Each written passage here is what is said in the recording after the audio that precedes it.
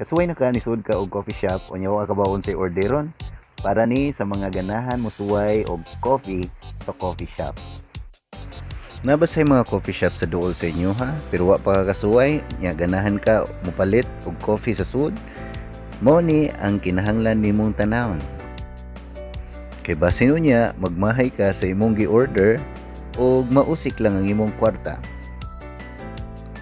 Naay daghang klase-klase nga mga kape pero unom na sa atong isgutan karon. Ug basin usa na o duha ang dili nimo mauyunan. Espresso, pure nga kape, walay sagol. Americano, pure nga kape pero gibutangan og inini tubig nga katunga sa mug o sa iyang sudlanan.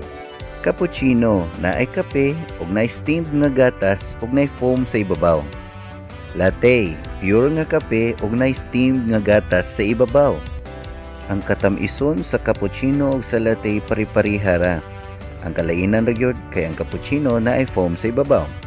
Macchiato, naay gatas ug naay usa ka espresso. Sa usa sa akong nasuwayan nga coffee shop, gatas or steamed milk ang nag-una nya tagaan kag usa ka gamay nga shot sa espresso ug ikay bahala og butang sa imong kape kung imo bang daghanon o gamayon. Mocha kay na espresso or kape ug chocolate syrup o gatas. So ayaw kumpiyansa inigsuod nimo sa coffee shop ug patakala kag order kay nangita kag barato. Ang pinakabarato ra ba na espresso ug basin isugan ra ka sa lasa ana.